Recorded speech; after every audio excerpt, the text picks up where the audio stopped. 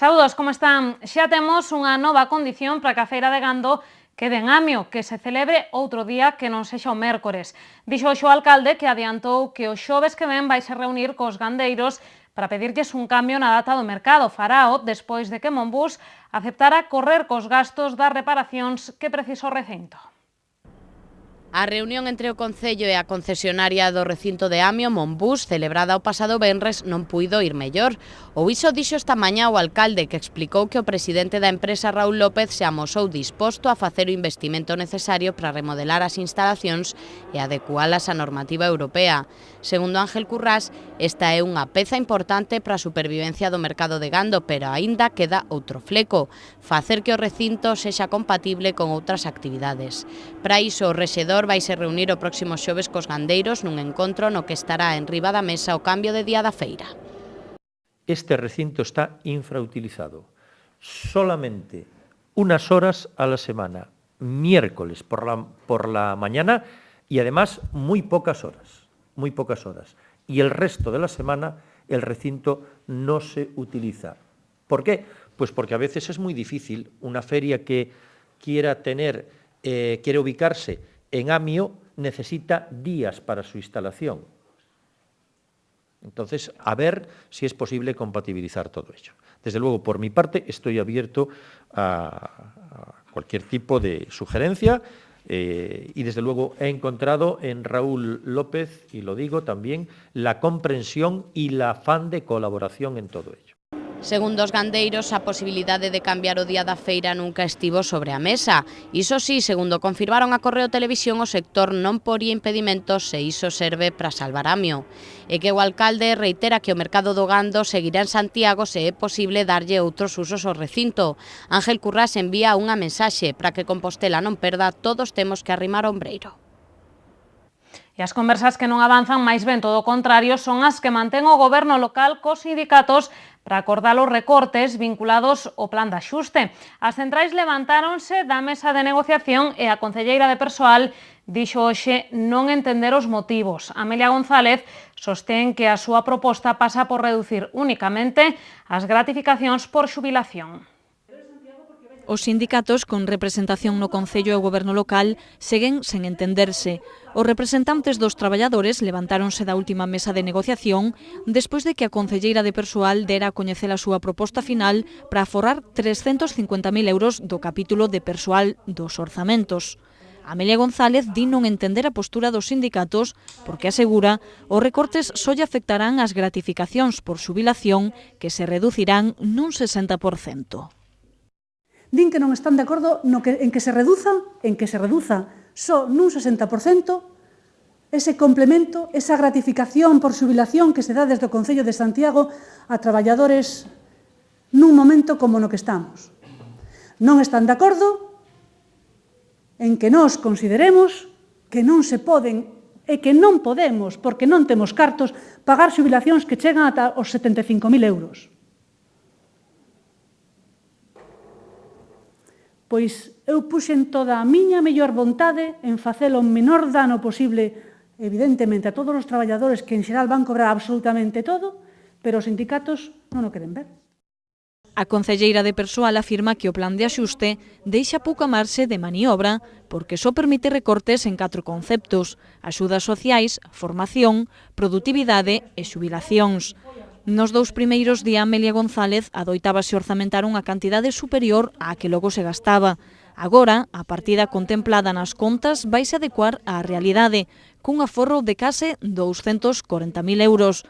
A partida que non se toca é a relativa ao plus de produtividade. Produtividade quédase tamén o 100% para todos os traballadores do Concello. Aquí tamén, digamos que poderíamos sumar un pouco, son menos traballadores este ano, é un pouquiño máis reducida, pero, bueno, queda íntegra a partida de produtividade para os traballadores do Concello de Santiago. A concelleira lamentou a actitude dos sindicatos despois, di, de elevar as negociacións coa mellor vontade posible. Lembra a Amelia González que o aforro previsto de 350.000 euros se fai nun capítulo dos orzamentos que se achega aos 30 millóns de euros anuais. E mentres a concelleira de Benestar Social presentaba a nova liña de bolsas de comedor que aprobaba a Xunta de Goberno do pasado xoves. Agora haberá dous tipos de axuda, dependendo das rendas das familias e máis facilidades para solicitalas. Nos vindeiros días abrirase o prazo de solicitude das bolsas de comedor que vende aprobar o Concello na última Xunta de Goberno. Haberá dous tipos de axuda. A primeira é para familias con máis problemas económicos, as que lles concederán ata 80 euros mensuais por neno ou 80% do prezo do comedor. As outras bolsas, chamadas de conciliación, serán máis baixas, pero a elas poderán optar máis familias. As bolsas para favorecer a conciliación da vida laboral e familiar. Neste sentido, os criterios son un pouco máis laxos, é dicir, para as asistenciais os recursos económicos das familias se prevén moi baixiños, mentras que para os de conciliación pois xa poden acceder persoas con unhos ingresos un pouco máis elevados. Estaríamos falando de familias nas que xa hai un posto de traballo, hai unha actividade profesional por parte do pai ou da nai ou mesmamente dos dous. Neste sentido, o orzamento son 12.000 euros, estaríamos falando de 30 bolsas comedor a razón de 40 euros mes. Nesta convocatoria introdúcense varias novidades. Por exemplo, terase en conta a situación económica actual da familia e non a declaración da renda do ano anterior como se facía antes. Tamén se medirá a renda per cápita anual e computarán os nenos concebidos pero non nacidos. Para estas bolsas, o Concello vai investir uns 82.000 euros cos que se poderán beneficiar preto de 100 nenos. Imos ir ao barrio de San Pedro. A Asociación de Veciños A Xuntanza expresou hoxe o seu malestar pola decisión do Concello de pechar o centro sociocultural que viña utilizando para trasladar as súas actividades ao da Trisca. Entende o colectivo que o goberno local non ten competencias para adoptar esa decisión, e menos sen falalo antes cos socios. A Xuntanza vai solicitar unha reunión co alcalde Ángel Currás. A Asociación de Veciños A Xuntanza non pode estar máis molesta co goberno local tras anunciarse o peche do centro sociocultural que utiliza. Primeiro, polas formas, porque o colectivo enterouse da noticia polos medios de comunicación. E segundo, polo fondo, porque a Xuntanza sostén que o goberno local non ten competencias para decidir onde ten que desenvolver as súas actividades unha asociación de veciños. O que unha asociación fai o deciden os socios e socias, non o Concello, non? E de feito, nós tomaremos a nosa decisión cos socios e socias. A Xuntanza ten claro que o Centro Sociocultural da Trisca é insuficiente para lle dar cabida ás actividades que se desenvolven no barrio e advirte que non permitirá que algunhas delas teñan que ir ás Fontiñas. En todo caso, a asociación sostén que se pecha o seu centro, os 12.000 euros de aforro dos que presume o goberno local deberían quedar para o movemento asociativo. Nós tamén entendemos que os custes que pode ter supostos 12.000 euros ao ano se non se gastan aquí deberían gastarse no centro da Trisca na súa programación, o sea que o custe final vai ser o mesmo e a Trisca non pode dar ela só a ese centro só a oferta de actividades de salas para grupos ou para outras asociacións que damos os dos centros conxuntamente, non? A Asociación de Veciños vai solicitar unha reunión co alcalde compostelán, con Ángel Currás, para buscar alternativas ao peche. Polas queixas da Asociación de Veciños A Xuntanza, preguntábamoslles hoxe o concelleiro de Centros Socioculturais, Francisco Noia, explicou que hai máis motivos que os económicos para pechar o local de San Pedro. É un dos centros máis caros da rede. De feito, estamos falando de aluguer 833 euros de aluguer mensual, máis limpeza, gastos, etc. Internet, o que tiñan ali. Entón, o que poñan na nota de prensa, non? Nos vamos a máis de 1.000 euros, ou 1.000 euros ao mes. Pero que aparte diso, aparte do tema económico, do tema técnico de que hai un local público que hai que potenciar, lóxicamente, porque os recursos están para potenciarlos e máis nestes momentos, non? Había un tema de seguridade. Declaracións de Francisco Noia nunha rolda de prensa na que presentaba o programa de conciliación Viviobran 2012. Serán un total de 15 actividades nos centros socioculturais da cidade e do rural e tamén noutros espazos de Compostela. Unha das novidades do programa serán as mañáns de bran e de xogo dirixidas a nenos de entre 4 e 12 anos. As actividades desenvolveránse do 2 ao 31 de xullo de luns a venres nos centros socioculturais de Vite, Conxo e As Fontiñas, ademais de noutros do rural compostelán. Os nenos que participen no programa o mes completo pagarán 40 euros e o prezo por semana será de 10 euros. En total, ofértanse 210 prazas. Ademais deste programa específico para as mañás, en Vivio Bran haberá outras moitas actividades de balde, algunhas delas abertas e outras que requiren inscripción previa, como as saídas ao Parque Acuático de Cerceda ou as excursións. O Concello investirá 10.000 euros neste programa que, como novidade, se achegará ao rural. Este ano queremos resaltar unha novidade moi importante que, para ser coherente, non é nin máis nin menos que o que xa anticipei no mes de Nadal do ano pasado. Que foi? Que o programa de conciliación íbase expandir cara ao medio rural. Por primeira vez neste Concello vai haber 4 centros socioculturais, 4 ou máis, pero van a ser 4 zonas nas que os rapaces do medio rural poidan acudir aos centros socioculturais nas mañás de xullo. E hoxe tamén se presentaba o programa A Escola na Cidade, unha iniciativa da Escola de Altos Estudos Musicais. O centro quere darse a coñecer entre os composteláns a través dun ciclo de concertos en espazos singulares de Santiago. A Escola de Altos Estudos Musicais de Galicia é un centro de educación musical xestionado polo Consorcio e no que son profesores os músicos da Real Filarmonía de Galicia. Neste ciclo haberá un concerto da Orquestra de Cámara da Escola de Altos Estudos Musicais no Teatro Principal e 6 concertos de cámara no Hostal dos Reis Católicos, na Igrexa da Universidade, no Paraninfo e no Centro Galego de Arte Contemporánea. Pro primeiro dos recitais, no Teatro Principal, a entrada supón unha achega voluntaria de 3,5 ou de 10 euros. E pros demais concertos, a entrada é de balde, pero poderase facer tamén unha doazón de 3 euros. Toda a recadación será destinada á Cociña Económica de Santiago.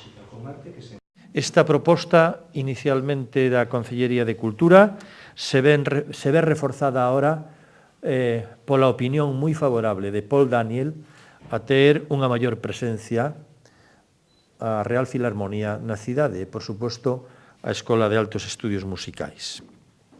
Isto sería o primeiro obxectivo. E un segundo obxectivo, non menos importante, que colaborar coa Cociña Económica de Santiago en momentos de asfixia económica, de dificultades económicas, e que ven tamén na liña do apoio prometido polo Concello a entidades.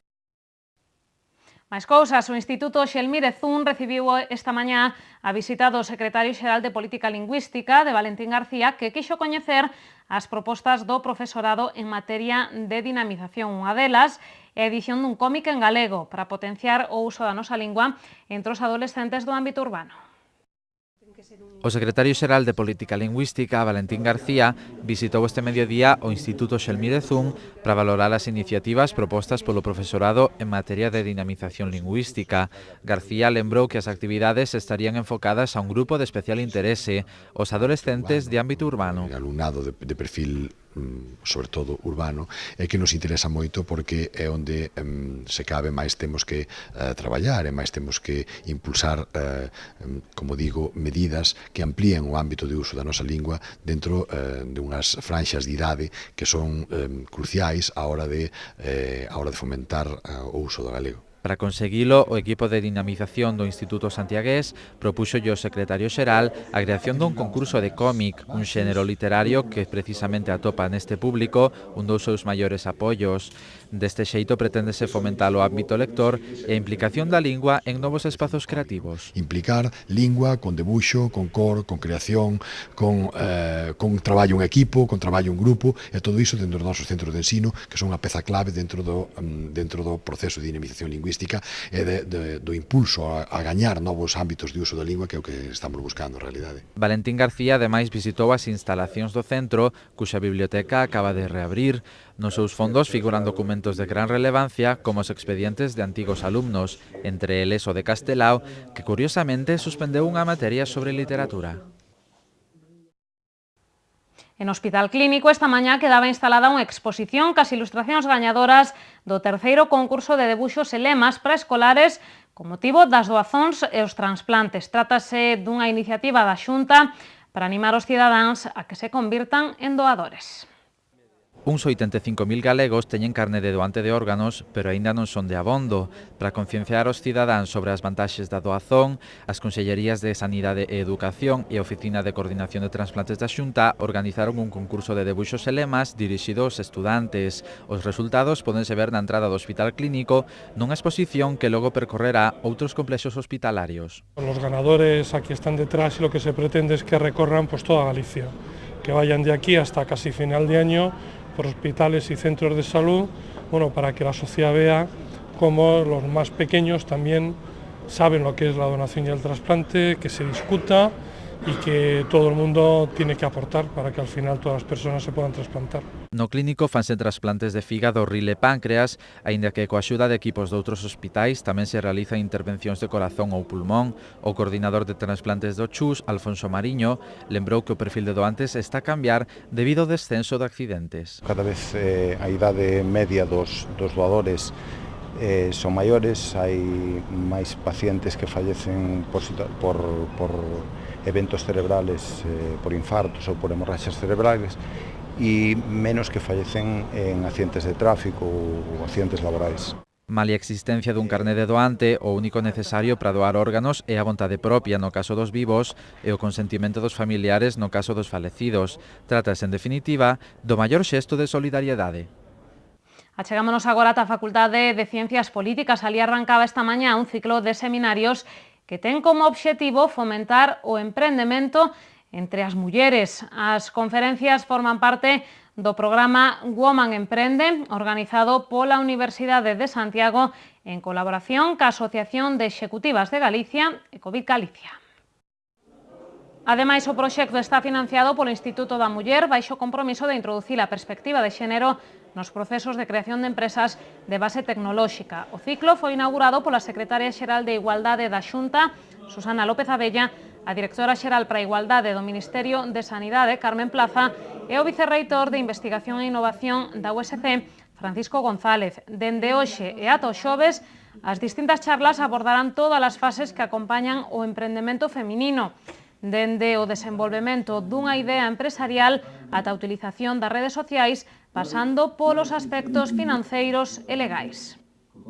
E aínda que foi o venres, imos lembrar a presentación dun novo selo que Correos dedica á Catedral de Santiago. Viámolo por vez primeira nun acto no que participaron a ministra de Fomento, Ana Pastor, o conselleiro de Presidencia, Alfonso Rueda, e o alcalde compostelán, Ángel Currás.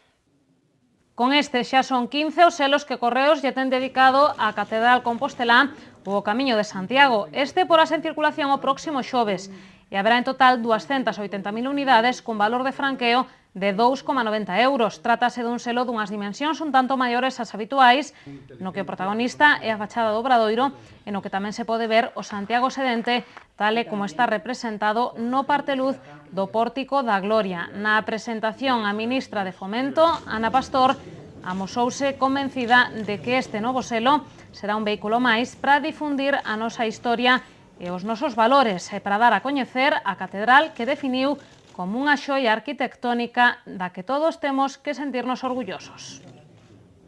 E antes de repasar a nosa axenda cultural, recomendámoslle xa unha exposición, a colectiva 4x4, que se pode ver na terraza do restaurante Porta Faxeira. A mostra quedaba inaugurada na noite do pasado venres. A exposición reúne obras dos escultores Óscar Aldonza, Luís de las Cuevas, Alfonso Rivera de Aguilar e Camilo Seira.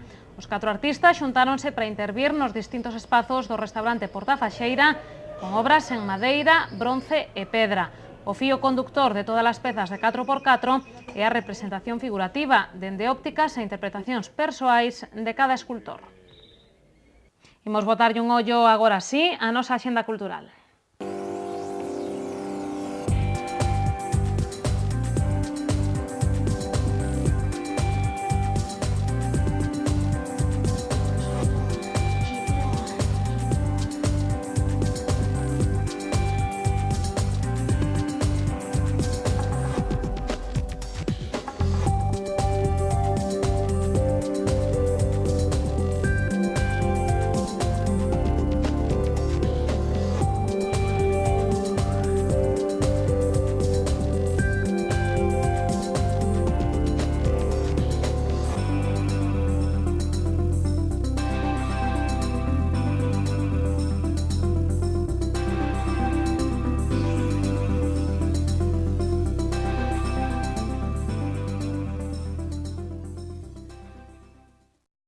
E da man de Meteo Galicia coñecemos as previsións do tempo para os vindeiros días.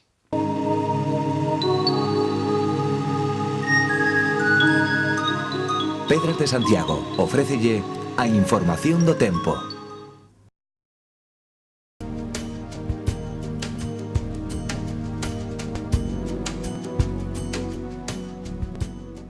Mañá teremos ceos con intervalos anubrados e chubascos que irán remitindo nas últimas horas. As temperaturas manteránse sen cambios ou irán en lixeiro descenso e os ventos soprarán do noroeste moderados no litoral e máis frouxos no interior. No mércores os ceos estarán despexados pola mañá, pero a partir do mediodía as nubes irán en aumento. Os ventos soprarán frouxos de dirección variable e as temperaturas máximas subirán de xeito entre lixeiro e moderado. Para o xoves agárdanse ceos moi anubrados, con chuvias que comezarán polo litoral atlántico pola mañá e que se irán estendendo interior pola tarde. As temperaturas baixarán e os ventos soprarán do sudoeste moderados.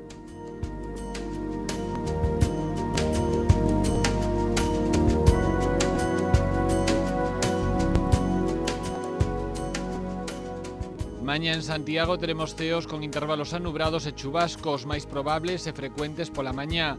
O vento será frouxo do noroeste polo día e do norte pola noite e as temperaturas manteránse sen cambios. No mércores teremos néboas matinais que darán paso a ceos pouco anubrados. As temperaturas irán en moderado ascenso e o vento será frouxo e variable durante toda a xornada. Os ceos estarán anubrados nos xoves con chuvias intermitentes, sobre todo a partir das horas centrais do día. O vento será moderado do sudoeste e as temperaturas irán en moderado descenso.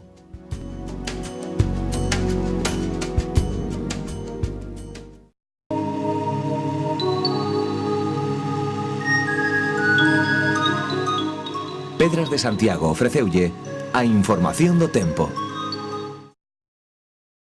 Pois ata aquí chegaron as novas, unhas felicitacións de cumpleanos e regresamos co preguntoiro. Hoxe conversamos co voceiro municipal do BNG, con Rubén Cela. Non se movan.